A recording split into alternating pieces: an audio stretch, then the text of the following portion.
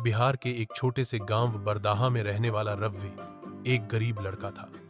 उम्र सिर्फ 16 साल, लेकिन हालात ने उसे वक्त से पहले बड़ा बना दिया था। उसके पिता एक मजदूर थे जो बीमारी के चलते 2 साल पहले गुजर चुके थे। माँ लोगों के घरों में काम करके पेट पालती थी और रवि खेतों में मजदूरी करता था। रवि के अंदर एक सपना पल रहा था अपनी खुद की जमीन का। गांव में सब यही कहते थे कि जमीन सिर्फ अमीरों की होती है, लेकिन रवि ने ठान लिया था वो हर दिन मजदूरी के बाद थोड़ा थोड़ा पैसा बचाता, त्योहारों पर भी कुछ खर्च नहीं करता। 2 साल में उसने 30,000 जमा किए। एक दिन गांव के मुखिया के पास खबर आई कि पास के एक बंजर टुकड़े को एक बूढ़ा जमींदार बेचना चाहता है। जमीन पत्थरीली थी, पानी का कोई स्रोत नहीं था और कोई किसान उसमें दिलचस्पी नहीं दिखा रहा था। रवि ने हिम्मत करके जमींदार से बात की और थोड़ी मिन्नतों के बाद वो जमीन हिमलार 800 में रवि को मिल गई। लोग हंसे, बंजर जमीन लेकर क्या उगाएगा ये लड़का, लेकिन रवि के लिए वो जमीन सपनों का टुकड़ा थी। हर दिन वो खुदाई करता, मिट्टी को ठीक करने की कोशिश करता।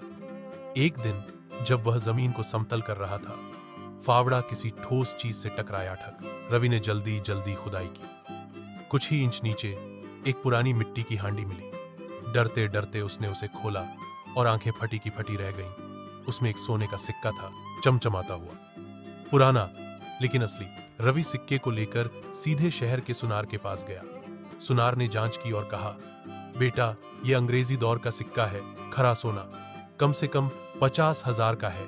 रवि ने खुशी से झूमते हुए मां को बताया, लेकिन उसने कोई दिखावा नहीं किया। उस पैसे से उसने सबसे पहले जमीन में एक कुआं खुदवाया, फिर अच्छे बीज खरीदे और खेती शुरू की। धीरे धीरे उसकी जमीन पर सब्जियां उगने लगी।